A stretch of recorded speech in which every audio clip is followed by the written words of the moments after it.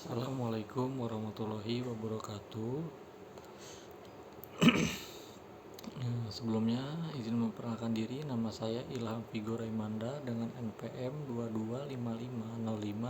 2255051001. Pada kesempatan kali ini saya akan membahas tentang volume cell atau VSH. Di sini agenda presentasi kita yaitu ada yang pertama ada dasar teori, yaitu ada definisi mineralogi lempung dan peran geologi sel dalam sistem reservoir. Yang selanjutnya ada metodologi estimasi, yaitu teknik gamma ray, metode log ganda, dan korelasi nonlinear. Yang selanjutnya ada distribusi dan dampak, yaitu laminate versus disperser. Ada juga koreksi porositas dan saturasi air SW. Dan yang terakhir ada tantangan lapangan, yaitu ada hot sense, washout, dan kalibrasi data core untuk validasi interpretasi.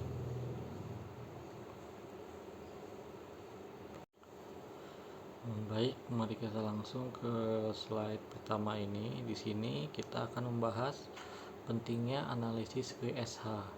Pada slide pertama ini kita akan membahas mengapa analisis volume cell atau yang biasa disingkat sebagai VSH memegang peranan yang sangat vital dalam industri hulu minyak dan gas bumi. Pertama, mari kita lihat fakta statistik yang ditampilkan. Sekitar 60% dari seluruh reservoir hidrokarbon di dunia merupakan reservoir yang memiliki kandungan atau asosiasi dengan lapisan sel. Angka mayoritas ini menunjukkan bahwa hampir di setiap kegiatan eksplorasi manapun angka mayoritas ini menunjukkan bahwa hampir di setiap kegiatan eksplorasi maupun produksi, kita pasti akan berhadapan dengan formasi batuan yang tidak murni atau kotor akibat adanya kandungan serpih sel. Kehadiran sel di dalam reservoir secara langsung memengaruhi sifat fisik batuan tersebut, terutama dalam hal ruang pori yang tersedia untuk menyimpan fluida serta kemampuan batuan untuk mengalirkan fluida tersebut. Yang selanjutnya, yang kedua, mari kita cermati dampak nyata analisis ini terhadap proses evaluasi formasi. Di sini disebutkan sebuah ilustrasi risiko yang sangat krusial. Kesalahan sekecil 10% saja dalam melakukan estimasi atau perhitungan nilai VSH dapat mengakibatkan kesalahan fatal pada perhitungan cadangan minyak awal di tempat atau STOIP. STOIP itu Stock Tank Oil Initiality in Phase. Mengapa hal ini bisa terjadi? Logikanya sangat sederhana. Ketika kita salah menghitung volume sel, misalnya kita menilai kandungan sel lebih rendah dari yang sebenarnya, maka kita akan mengira bahwa ruang pori yang efektif untuk diisi minyak jauh lebih besar. Akibatnya, angka cadangan minyak yang kita hitung di atas kertas akan membengkak jauh lebih besar dari kondisi real di bawah permukaan bumi. Sebaliknya, jika kita menilai volume sel terlalu tinggi, kita berisiko meninggalkan wilayah potensial karena menganggapnya tidak ekonomis untuk diproduksi. Kesalahan estimasi cadangan ini berujung pada kerugian finansial yang masif, mulai dari salah menentukan strategi investasi, kegagalan desain fasilitas produksi permukaan, hingga sumur-sumur yang bor secara sia-sia.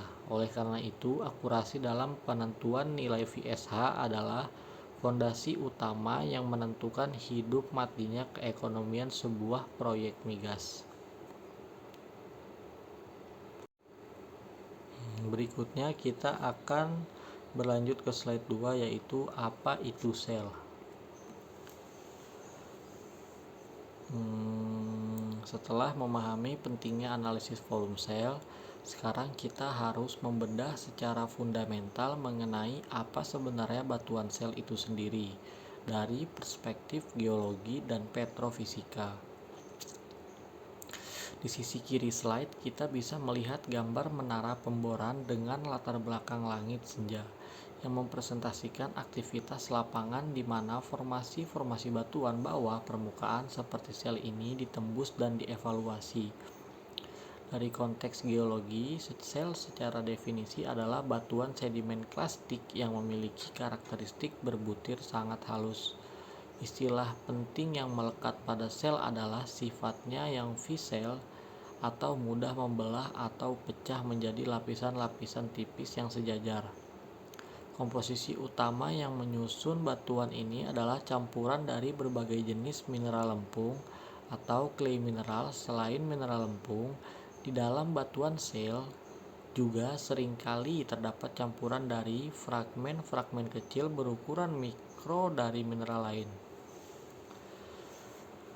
Yang paling umum adalah kuarsa dan kalsit, karena ukurannya yang sangat halus dan mekanisme pengendapannya yang biasanya terjadi di lingkungan air yang tenang, ya, seperti danau, laut dalam, atau delta.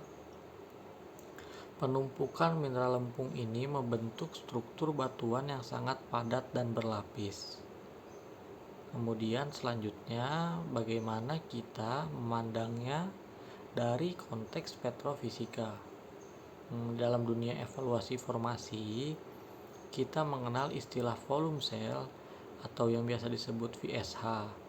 Nilai VSH merupakan fraksi atau persentase dari total volume batuan di bawah permukaan yang ditempati secara spesifik oleh komponen sel tersebut.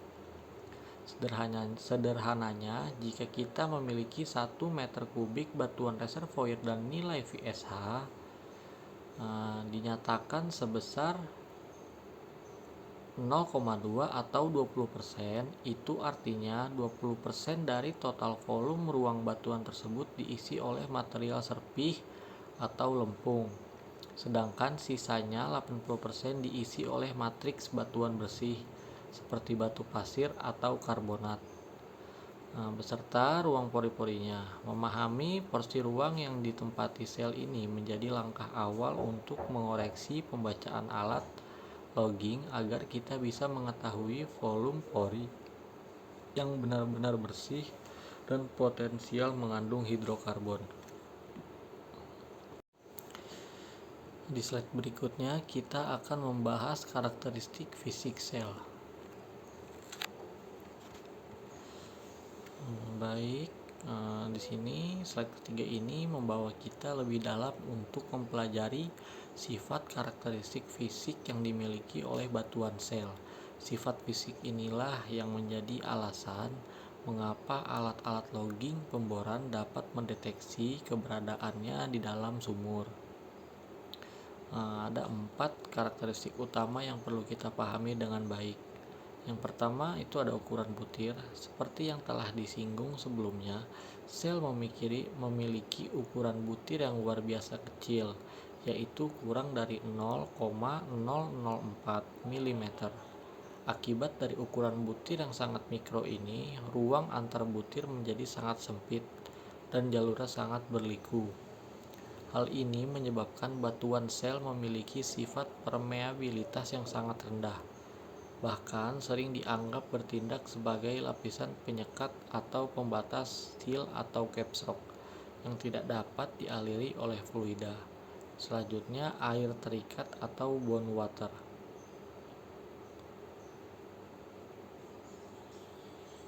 Karena mineral lempung penyusun sel berbentuk lembaran tipis berlapis, dengan luas permukaan spesifik yang sangat tinggi, mereka memiliki kemampuan yang kuat untuk menahan air secara elektrostatik.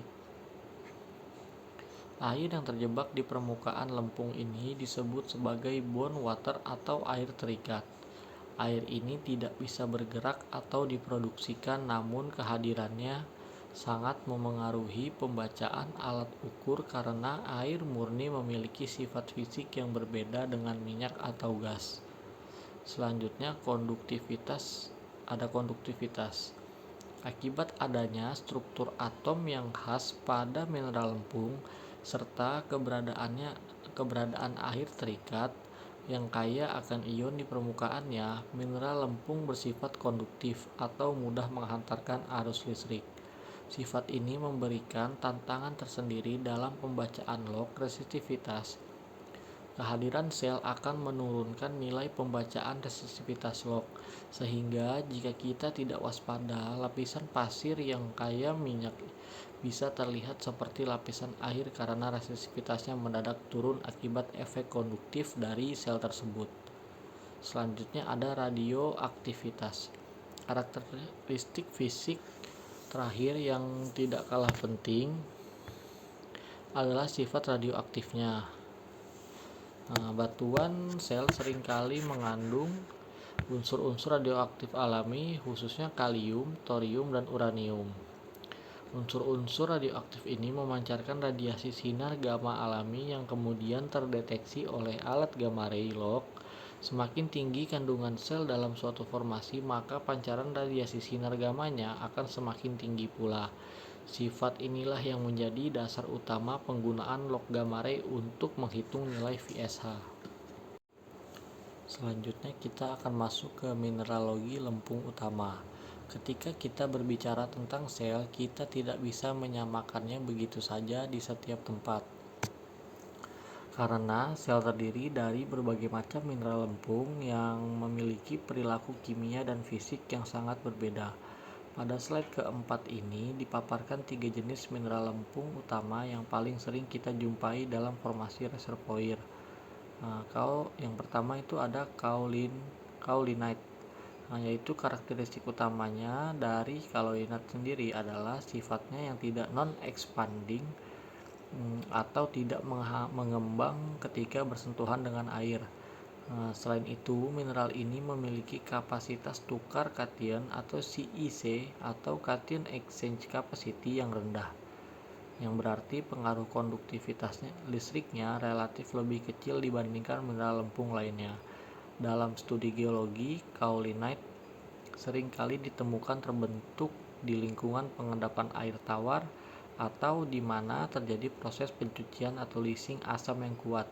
Meskipun tidak mengembang, kaolinite berbentuk piringan tipis yang mudah dilepas dan dapat bermigrasi saat fluida diproduksikan, sehingga berpotensi menyumbat tenggorokan pori atau veins migration.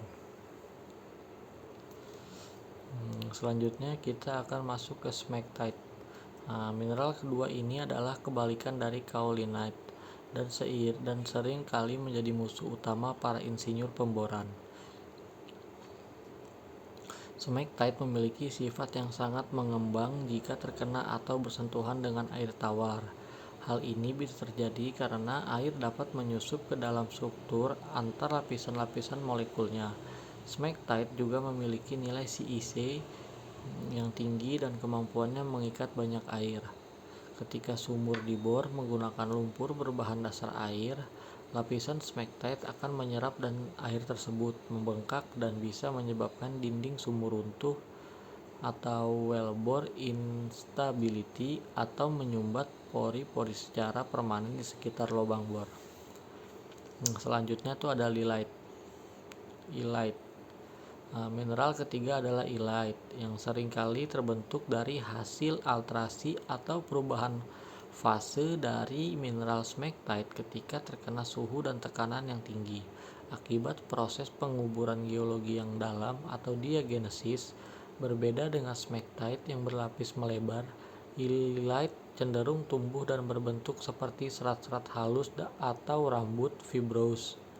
Berbentuk serat yang menjulur di dalam ruang pori-pori batuan ini sangat merusak karena bertindak seperti jaring yang merusak dan menurunkan nilai permeabilitas batuan secara drastis.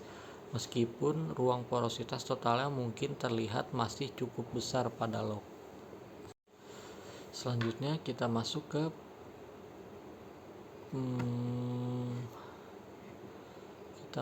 ke penentuan garis dasar atau baseline. Masuk ke bagian metodologi dan perhitungan teknis. Slide kelima ini menjelaskan langkah awal yang paling krusial sebelum kita bisa menghitung persentase volume sel menggunakan data log. yaitu menentukan garis dasar atau baseline melalui proses picking GR-min dan GR-max. Di sisi kanan slide, terdapat penanda untuk visualisasi lintasan log gamma ray atau W-log gamma ray track yang biasa kita analisis. Prosedur pertama yang harus kita lakukan adalah menyisir seluruh interval target formasi yang sedang kita evaluasi untuk menentukan dua titik ekstrim nilai gamma ray, nilai terendah dan nilai tertinggi. GR-min atau titik paling bersih atau sense baseline, kita mencari zona atau lapisan batuan di dalam formasi target yang memiliki pembacaan nilai gamma ray paling rendah. Zona ini diasumsikan sebagai zona clean sand atau batuan pasir murni yang benar-benar bersih dari kandungan material lempung atau sel. Karena tidak ada mineral lempung berunsur radioaktif di zona ini, radiasi yang dipancarkan sangat minim dan nilai inilah yang kita tetapkan sebagai batas bawah GR-min. Yang selanjutnya GR-max, yaitu titik sel murni atau sel baseline. Sebaliknya kita juga harus mencari zona yang memiliki pembacaan nilai gamma ray paling tinggi dan konsisten di dalam interval tersebut. Zona dengan lonjakan radiasi tertinggi ini diidentifikasi sebagai zona pure cell atau batuan serpih murni 100%. Nilai pembacaan tertinggi ini kemudian kita plot sebagai batas atas atau garis dasar sel, yaitu GR-max. Mengapa langkah ini disebut sangat krusial? Karena penentuan GR-min dan GR-max ini bersifat subjektif dan sangat bergantung pada interpretasi seorang petrofisis. Jika kita salah memilih titik batas ini, misalnya salah mengira lapisan pasir yang agak kotor sebagai GR-min, maka seluruh rumus perhitungan matematis di slide berikutnya akan menghasilkan nilai kalkulasi VSH yang bias dan juga tidak akurat di sepanjang sumur tersebut.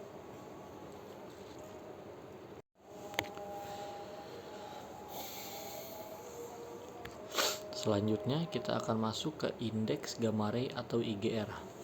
Setelah kita berhasil melakukan pemetaan garis dasar, yaitu GR-min dan GR-max, pada langkah sebelumnya, maka nilai-nilai tersebut kita masukkan ke dalam sebuah formula matematis untuk menghasilkan nilai parameter antara yang dinamakan indeks gamma ray atau IGR.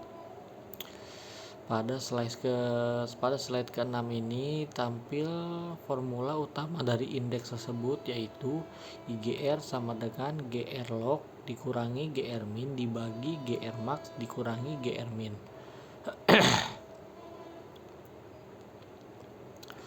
Mari kita bedah komponen-komponen yang ada dalam rumus ini agar maknanya mudah dipahami. Yang pertama ada GR log, yaitu nilai pembacaan gamma ray aktual pada kedalaman tertentu yang sedang ingin kita hitung volume selnya. Nilai ini bersifat dinamis dan berubah-ubah di sepanjang lubang sumur. GR min adalah nilai konstanta batuan bersih yang sudah kita tentukan sebelumnya. GR max adalah nilai konstanta batuan sel murni yang juga sudah kita tentukan.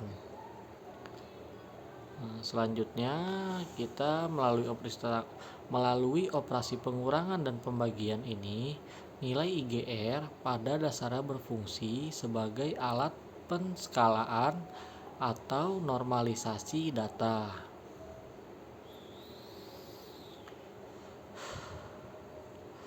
Hasil dari perhitungan IGR akan selalu berada di rentang nilai 0 hingga 1 atau jika dipresentasikan berkisar 0% hingga 100%. Jika alat log berada di zona pasir bersih, nilai GR log akan sama dengan GR min, sehingga pembilang bernilai 0 dan menghasilkan IGR sama dengan 0. Sebaliknya, jika berada di zona sel murni, nilai GR log akan sama dengan GR max. menghasilkan nilai IGR sama dengan 1. Poin penting yang dicatat di bagian bawah slide adalah bahwa IGR adalah rasio linear yang menjadi dasar perhitungan VSH nonlinear.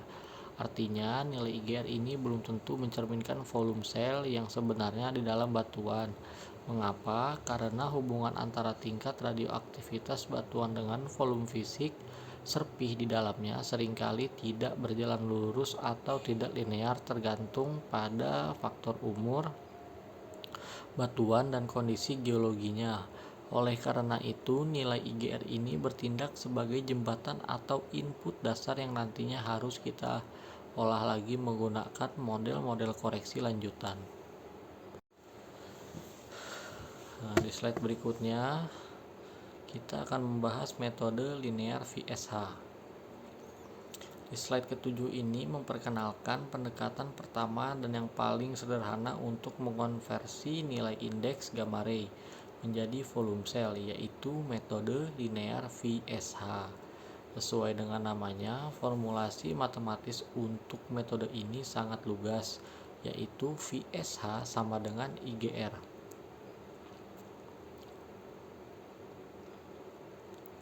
Metode ini mengadopsi sebuah pendekatan sederhana di mana ia mengasumsikan bahwa terdapat hubungan 1 banding atau hubungan 1 banding 1 atau hubungan langsung yang berjalan lurus antara tingkat radioaktivitas yang terekam pada log dengan volume fisik sel yang terkandung di dalam batuan. Jadi, jika hasil perhitungan IGR pada suatu kedalaman adalah 0,5 atau 50%, maka metode linear ini akan langsung menyimpulkan bahwa volume sel di titik tersebut adalah 50% dari total volume batuan. Namun dalam praktik dunia nyata petrofisika, metode linear ini memiliki kelemahan yang sangat mendasar. Realitas bawah permukaan menunjukkan bahwa respon alat gamma ray seringkali dipengaruhi oleh faktor lain di luar volume serpih murni. Akibatnya, metode linear ini cenderung memberikan nilai yang overestimate atau terlalu besar dari kondisi volume sel yang sesungguhnya yang terjadi di lapangan. Jika kita memaksakan penggunaan nilai VSH yang terlalu tinggi dari metode linear ini ke dalam perhitungan porositas efektif, kita akan mendapatkan nilai porositas yang terlalu kecil, yang pada akhirnya akan membuat zona reservoir tersebut terlihat kurang menarik atau tidak ekonomis. Karena itu, sifatnya yang terlalu konservatif dan cenderung melebih-lebihkan kandungan sel ini, metode linear jarang digunakan sebagai hasil akhir atau keputusan final dalam evaluasi komersial reservoir, melainkan hanya digunakan sebagai batas atas atau yang biasa disebut upper bound atau perbandingan atau pembanding awal saja. Selanjutnya kita masuk ke model Larionov atau tertiary. Karena metode linear cenderung memberikan hasil yang terlalu besar atau overestimate, para ahli petrofisika mengembangkan model koreksi nonlinear yang disesuaikan dengan kondisi geologi dan umur batuan. Salah satu model yang paling terkenal dan sering digunakan di industri adalah model Larionov untuk batuan tersier atau tertiary yang ditampilkan pada slide ini. Formula matematis untuk model Larionov tersier ini adalah VSH sama dengan 0,083 dikali 2 kuadrat 3.7 dikali IGR dikurangi 1. Mari kita pelajari karakteristik utama dari model ini. Model ini dirancang secara empiris khusus untuk diaplikasikan pada batuan sedimen yang berumur relatif muda secara geologi, yaitu batuan dari zaman tersier. Karakteristik utama dari batuan berumur muda adalah kondisinya yang belum terkompaksi dengan kuat karena batuan belum mengalami penimbunan yang sangat dalam dan belum melewati waktu geologi yang sangat lama. Rongga pori di dalam serpihnya masih relatif longgar dan mengandung air bebas yang mempengaruhi respon lock. Ketika kita memasukkan nilai IGR ke dalam fungsi eksponensial berbasis angka 2 ini, grafik fungsinya akan melengkung ke bawah jika dibandingkan dengan garis lurus linear. Hasilnya, model Larionov tersier ini akan memberikan estimasi nilai VSH yang jauh lebih rendah dibandingkan dengan metode linear untuk nilai indeks gamma ray yang sama. Pengurangan nilai estimasi volume sel ini jauh lebih realistis untuk formasi-formasi muda seperti banyak reservoir migas lepas pantai di Indonesia bagian barat.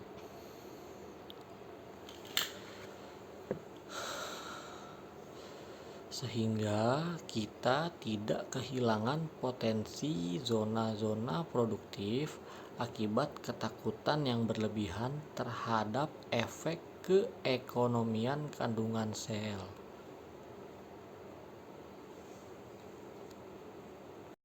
Berikutnya kita akan membahas model Larionov atau Old Rocks. Slide ini menyajikan variasi kedua dari rumpun model Larionov, yaitu model Larionov untuk batuan tua atau Old Rocks. Seperti yang bisa kita lihat dari potongan tabel parameter di slide, model ini ditunjukkan untuk kondisi geologi yang bertolak belakang dengan slide sebelumnya, yaitu formula matematis yang digunakan untuk rumpun batuan tua ini adalah VSH sama dengan 0,33 dikali 2 pangkat 2 kuadrat 2.0 plus dikali IGR dikurangi 1. Mari kita pahami mengapa parameternya berubah. Angka pengali di depan menjadi 0,33 dan pangkat eksponennya menjadi 2.0. Batuan sedimen yang dikategorikan sebagai batuan tua, misalnya batuan berumur pratersier atau batuan yang sudah terkubur sangat dalam selama ratusan juta tahun, telah mengalami proses kompaksi dan diagenesis yang sangat intensif. Tekanan berat dari lapisan batuan di atasnya dikombinasikan dengan suhu bumi yang panas dalam jangka waktu lama telah memeras keluar sebagian besar air yang terperangkap di dalam struktur sel, sehingga mengubah sifat fisik dan densitas batuan tersebut menjadi sangat padat dan keras.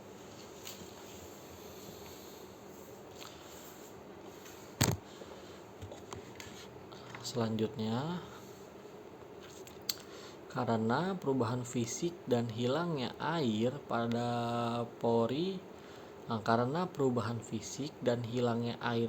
pada lempung tua tersebut, respon alat gamma ray terhadap volume fisik sel juga ikut mengalami pergeseran perilaku. Jika kita memplot kurva matematis dari rumus batuan tua ini, posisinya akan berada di antara kurva linear yang terlalu overestimate dan kurva Larionov tersier yang sangat rendah. Hal ini menunjukkan bahwa dengan mempertimbangkan umur dan tingkat kekerasan batuan, kita dapat menerapkan fungsi koreksi non-linear yang tepat sasaran agar hasil perhitungan volume sel selaras dengan kondisi real kekerasan batuan di dalam sumur. Baik, di slide berikutnya kita akan membahas perbandingan hasil VSH. Sebagai penutup dari Di sini kita akan membahas sebuah grafik batang horizontal yang sangat intuitif untuk merangkum dan membandingkan hasil akhir perhitungan VSH dari berbagai metode yang telah kita pelajari menggunakan sebuah studi kasus data contoh.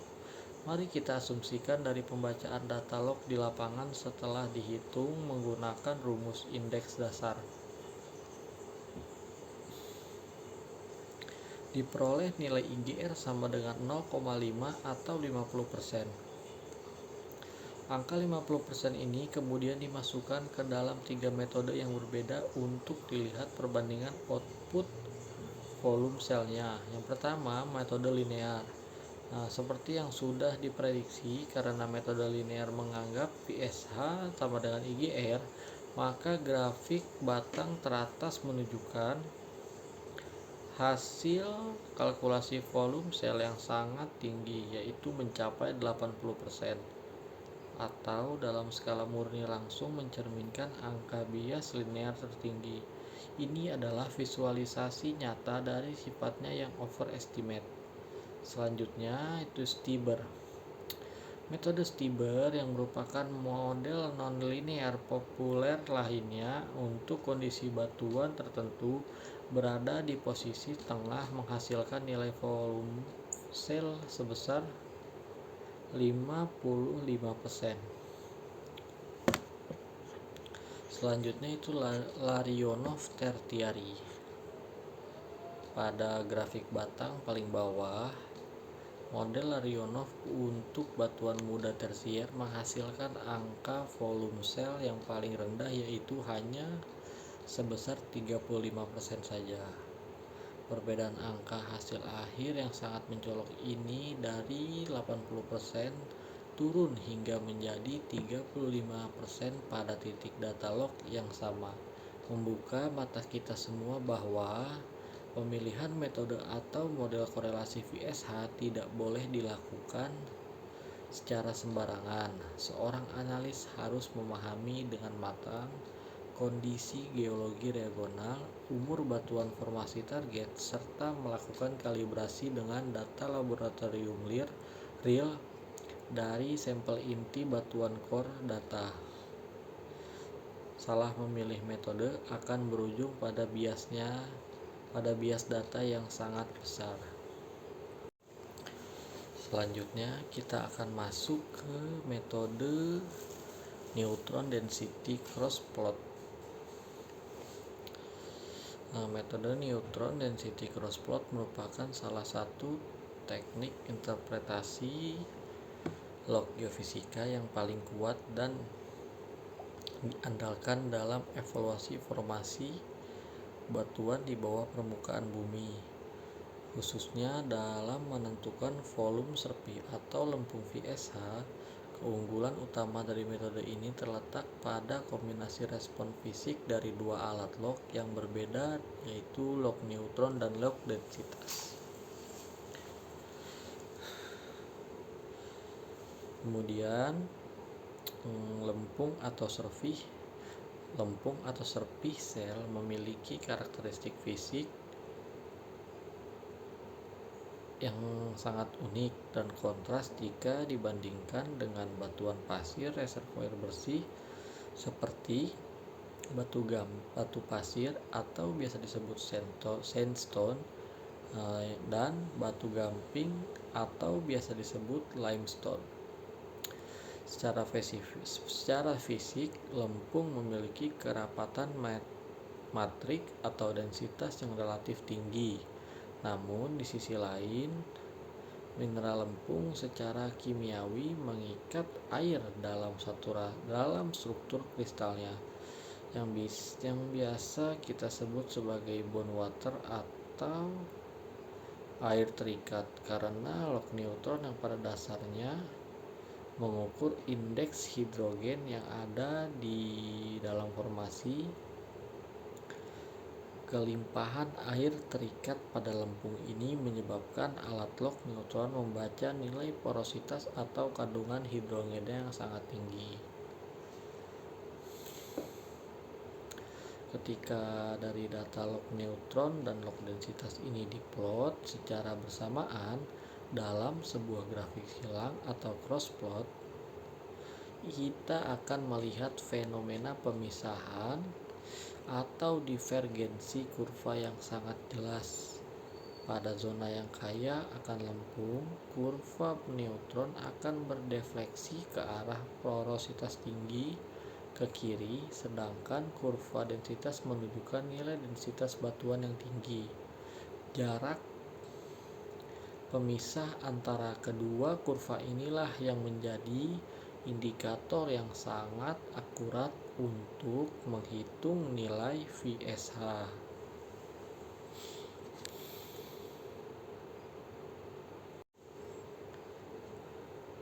Selanjutnya kita masuk ke formula neutron density. Untuk menuangkan konsep fisik dari grafik silang sebelumnya ke dalam nilai kuantitatif yang dapat dihitung oleh komputer, kita menggunakan rumusan matematis yang dikenal sebagai formula neutron density.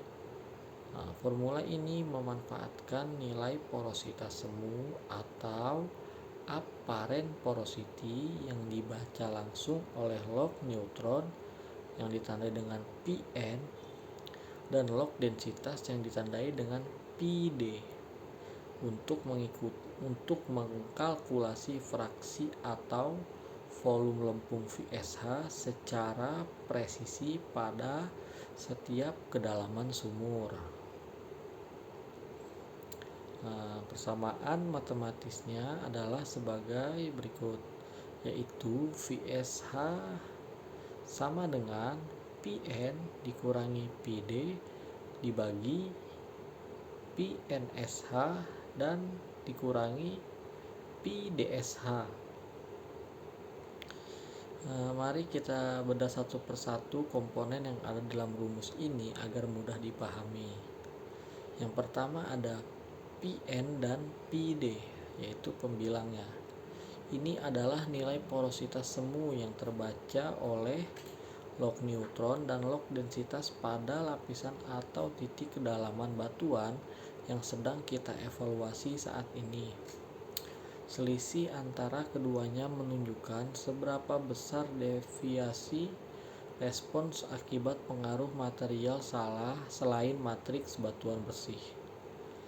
Yang selanjutnya itu ada Pnsh dan Pdsh.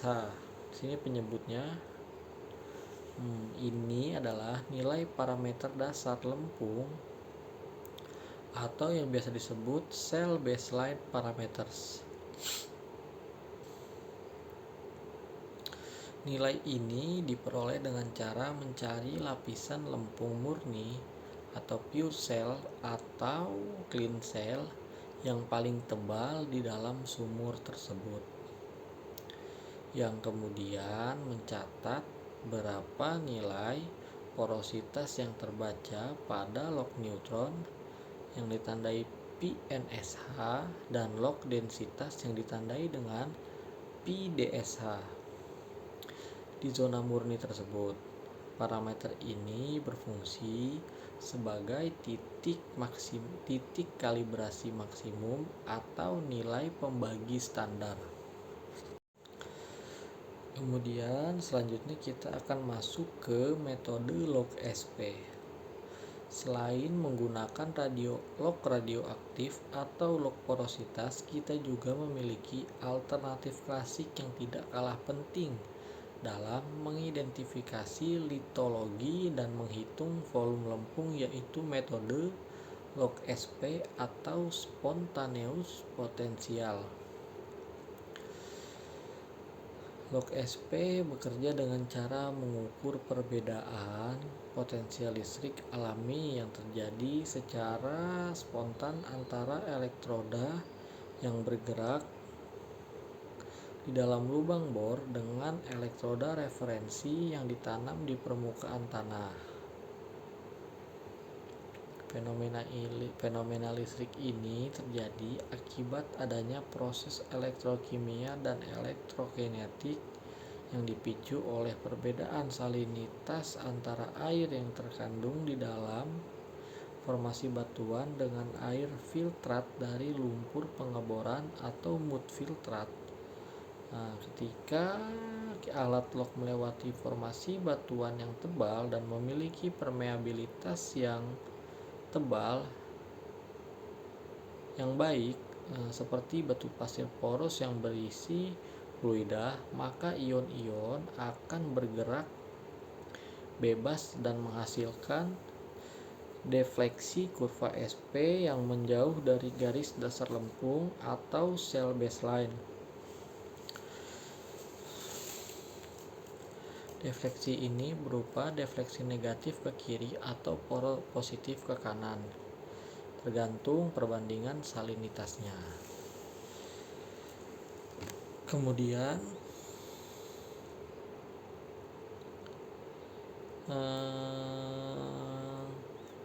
terdapat keterbatasan mendasar yang membuat metode log SP ini tidak bisa diaplikasikan di semua kondisi sumur. Yang pertama itu ada ketebalan formasi. Batuan harus cukup tebal. Jika lapisannya terlalu tipis, alat tidak sempat merekam defleksi secara penuh sehingga interpretasinya menjadi tidak akurat. Yang selanjutnya ada kontras salinitas. Metode ini sangat bergantung pada perbedaan salinitas antara air formasi dengan lumpur pengeboran. Yang selanjutnya ada jenis lumpur. Log SP hanya berfungsi dengan baik pada lumpur pengeboran yang berbasis air atau water based mud yang bersifat konduktif dan tidak dapat bekerja pada lumpur yang berbasis minyak atau oil based mud karena sifatnya yang isolator listrik. Kemudian ada jenis distribusi sel. Ketika kita menganalisis suatu reservoir yang tidak murni bersih, melainkan memiliki kandungan serpih atau lempung, kita tidak hanya cukup mengetahui berapa banyak volume lempungnya, tetapi yang jauh lebih kritikal adalah memahami bagaimana lempung tersebut terdistribusi atau tersebar di dalam ruang batuan secara geologi dan petrofisika. Terdapat 3 jenis distribusi utama lempung di dalam reservoir.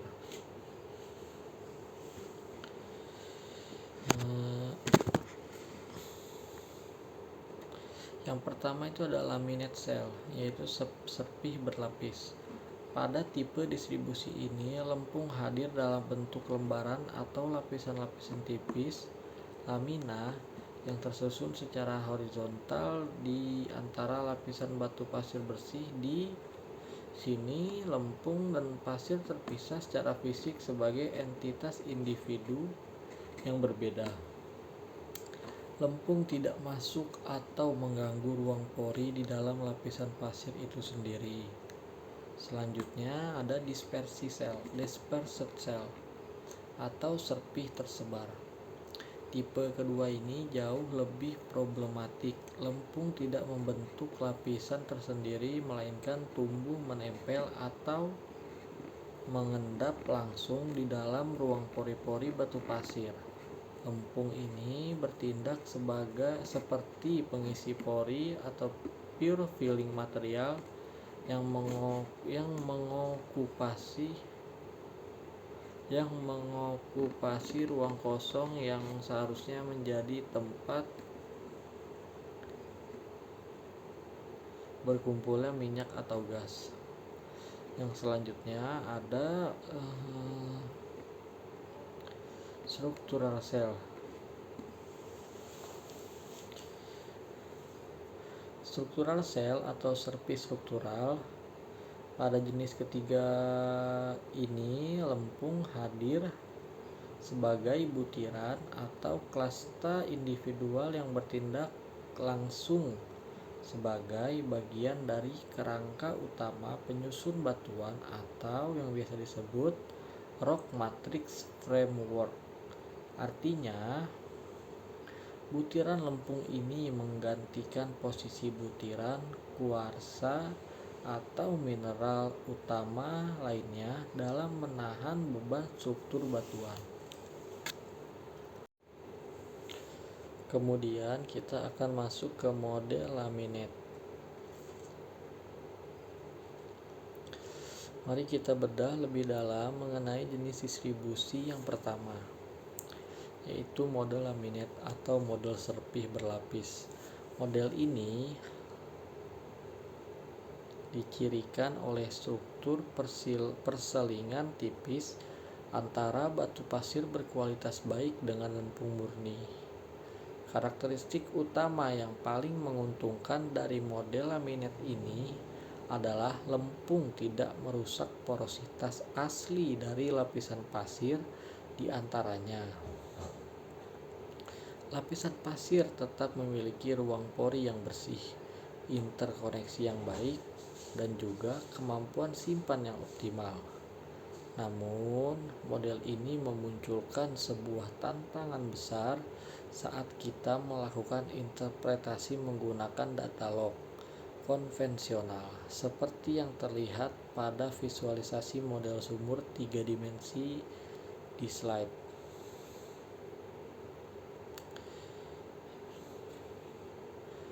Karena alat log memiliki resolusi vertikal terbatas, biasanya berkisar antara 1 hingga 3 kaki atau 3 feet, alat log tidak mampu memisahkan respons dari setiap lapisan tipis pasir dan lempung tersebut secara individual. Akibatnya, alat log merekam nilai rata-rata dari campuran kedua lapisan ini, yang memicu hasil interpretasi berupa porositas semu yang tampak rendah atau low resistivity atau low porosity P. Secara data log makro, formasi ini terlihat buruk dan tidak prospektif. Namun, secara fisik dan real di lapangan, kualitas lapisan pasirnya sebenarnya sangat bagus dan mampu mengalirkan fluida dengan deras jika diproduksikan secara horizontal atau tepat sasaran. Secara lingkungan, pengendapan geologi model laminate sel ini sangat umum ditemukan pada lingkungan deltaic atau sistem delta dan turbidit atau arus pekat bawah laut. Pada lingkungan ini, pasokan sedimen berlangsung secara periodik. Ada kalanya arus kuat membawa pasir bersih, dan ada kalanya arus tenang membiarkan material lempung halus mengendap di atasnya membentuk pola pelapisan alami yang sangat rapi. Kemudian kita akan masuk ke shell disperse dan clay filling. Kebalikan dari model berlapis, shell disperse atau clay filling atau lempung tersebar merupakan musuh utama bagi para insinyur reservoir dan petrofisikawan. Slide ini memperlihatkan gambar dari scanning electron microscope atau SEM yang memperbesar struktur mikro dalam ruang pori batuan, di mana kita dapat melihat dengan sangat jelas bagaimana mineral lempung tumbuh merayap berbentuk lembaran kristal tajam yang memenuhi ruang kosong pori. Dari sudut pandang dampak permeabilitas, lempung jenis dispersed ini adalah yang paling berbahaya dan merusak. Mengapa demikian? Karena meskipun volume total lempung yang terbentuk di dalam batuan tersebut tergolong kecil, misalnya hanya 5% hingga 10% dari total volume batuan, keberadaannya yang menyebar tepat di tengah-tengah ruang pori dan tenggorokan pori atau pure struts akan menyumbat dan memutuskan jalur aliran fluida.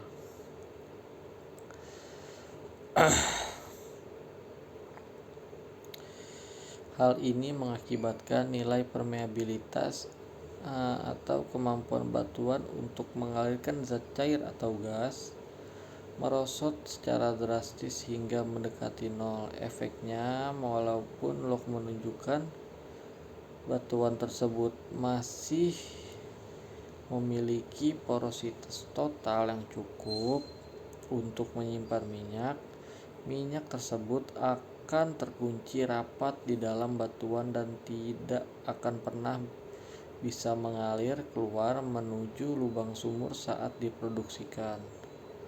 Penanganan reservoir dengan tipe lempung tersebar ini membutuhkan kehati-hatian yang tinggi, karena penggunaan fluida kompresi atau asam yang salah justru dapat memicu pembengkakan lempung atau yang biasa disebut clay swelling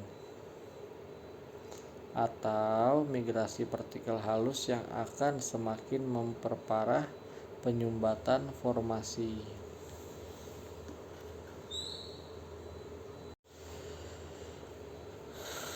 Berikutnya kita akan masuk ke koreksi porositas efektif. Keberadaan lempung dengan segala jenis distribusinya menuntut kita untuk melakukan koreksi ketat terhadap perhitungan porositas agar kita tidak salah dalam menghitung cadangan minyak atau gas bumi. Disinilah pentingnya konsep koreksi porositas efektif atau yang biasa disingkat sebagai PHIE, yaitu effective porosity. Dalam petrofisika, kita mengenal dua jenis porositas, yaitu ada porositas total dan porositas efektif. Porositas total adalah seluruh ruang kosong yang ada di dalam batuan tanpa memedulikan apakah ruang tersebut terisolasi atau berisi air yang terikat kuat oleh lempung. Sementara itu, porositas efektif hanya menghitung ruang pori yang saling terhubung satu sama lain yang benar-benar bisa diisi dan dilewati oleh hidrokarbon yang dapat bergerak atau movable hidrokarbon. Rumus koreksi yang digunakan untuk mendapatkan nilai porositas efektif adalah PE sama dengan PT dikurangi VSH dikali PSH. Berikut penjelasan komponen rumusnya, yaitu ada porositas total, nilai porositas keseluruhan yang didapatkan dari pembacaan alat log porositas utama. Selanjutnya ada VSH, yaitu volume cell, merupakan fraksi volume lempung yang telah kita hitung sebelumnya, misalnya dari metode Newton density atau SP. Selanjutnya ada PSH, itu porositas sel, porositas instrik yang dimiliki oleh lempung itu sendiri, yang merepresentasikan ruang mikro yang menampung air terikat atau bond water. Melalui pengurangan ini, kita mengeliminasi atau membuang volume pori tidak berguna yang terisi oleh lempung dan air terikatnya dari total kalkulasi. Hasil akhir berupa PE memberikan nilai yang jauh lebih realistis, akurat, dan aman untuk digunakan dalam simulasi aliran hidrokarbon serta perhitungan keekonomian sebuah sumur migas. Kemudian kita akan berlanjut ke identifikasi clean versus shelly. Dalam mengevaluasi sebuah formasi batuan reservoir, langkah awal yang sangat krusial adalah memisahkan dan mengklasifikasikan zona batuan ke dalam dua kategori utama, yaitu reservoir bersih clean reservoir atau reservoir berlempung shelly reservoir. Slide ini menyajikan visualisasi penampang vertikal reservoir untuk memperlihatkan bagaimana perubahan fisik batuan terjadi seiring dengan meningkatnya kandungan lempung. Mari kita perhatikan bagian grafik dan skema butiran batuan yang ada di slide.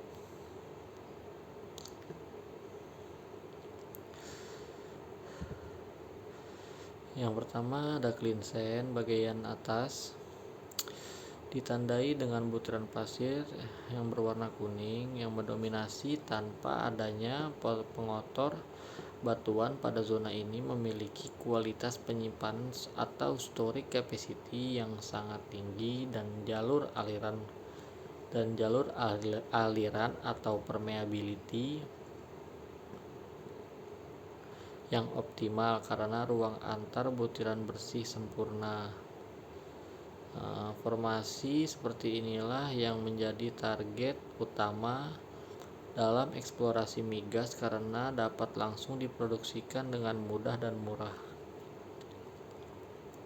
Selanjutnya ada shelly sand atau sand shell boundary yang ada di bagian bawah.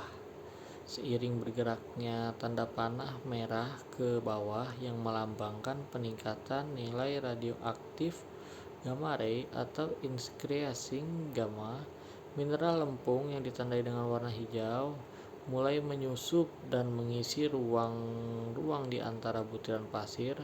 Batuan melewati batas sand shell boundary dan berubah menjadi reservoir shelly. Pada kondisi reservoir yang sudah terkontaminasi lempung atau shelly sand, kualitas batuan menurun secara signifikan. Ruang pori menyempit dan aliran fluida terhambat. Akibatnya, reservoir jenis shelly ini tidak dapat langsung diproduksi secara konvensional, melainkan membutuhkan teknik stimulasi tambahan, seperti perekahan hidrolik atau pengasaman, guna membuka jalur aliran yang tersumbat oleh lempung tersebut agar hidrokarbon di dalamnya bisa mengalir secara ekonomis. Selanjutnya, fenomena hot sand. Sebagai seorang petrofisikawan, kita harus selalu waspada terhadap jebakan data log. Salah satunya adalah fenomena yang dikenal sebagai fenomena hot sand.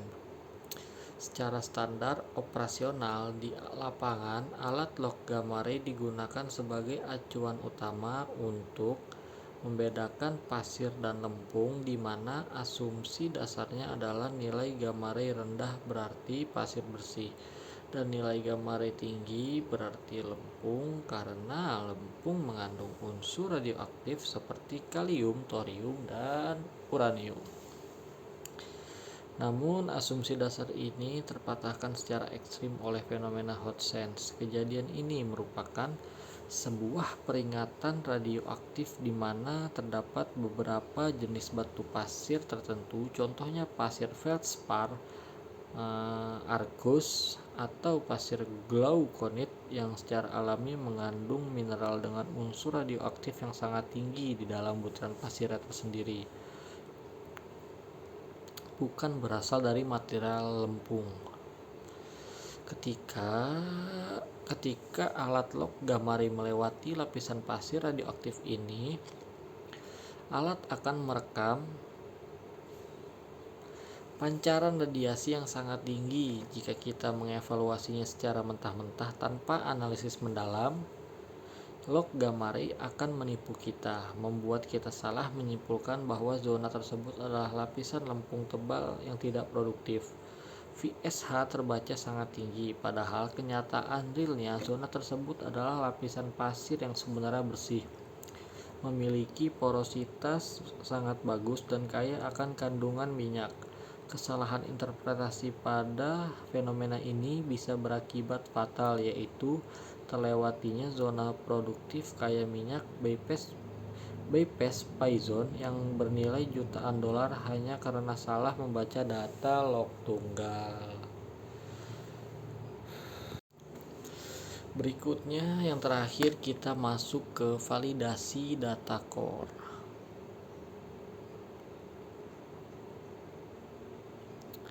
Untuk menghindari kesalahan fatal akibat jebakan-jebakan data log seperti fenomena hot sand sebelumnya, ada satu prinsip emas yang wajib dijalankan dalam dunia petrofisika, yaitu validasi data koras.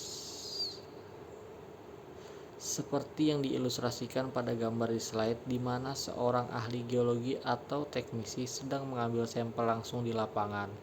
Kita membutuhkan bukti fisik nyata dari bawah permukaan bumi. Data log pada dasarnya hanyalah sebuah pengukuran tidak langsung yang berbasis pada respon fisika alat terhadap formasi di sekitarnya. Oleh karena itu, data log bukanlah kebenaran mutlak, kebenaran dasar atau ground truth yang sesungguhnya diperoleh melalui data core, yaitu sampel batuan berbentuk silinder yang dibor dan diangkat langsung dari kedalaman sumur ke permukaan laboratorium. Sampel core ini kemudian diuji menggunakan berbagai metode laboratorium tingkat tinggi seperti XRD atau X-ray diffraction untuk mengidentifikasi secara pasti jenis dan persentase kandungan mineral lempung secara kimiawi. Analisis sayatan tipis, thin section analysis, menggunakan mikroskop polarisasi untuk melihat geometri pori dan jenis distribusi lempung secara visual.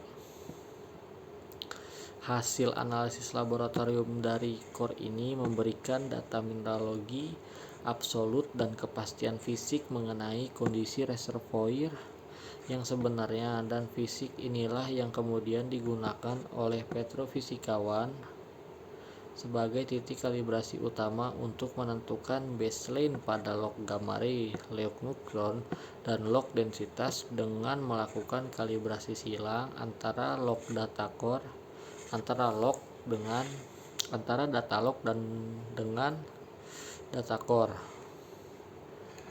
Model interpretasi bawah permukaan yang kita bangun akan menjadi sangat akurat, objektif, bebas dari bias, dan memiliki tingkat ketidakpastian yang seminimal mungkin. Baik, segitu saja presentasi saya pada kali ini. Jika ada kesalahan kata atau salah pengucapan, mohon maaf. Saya akhiri. Wassalamualaikum warahmatullahi wabarakatuh.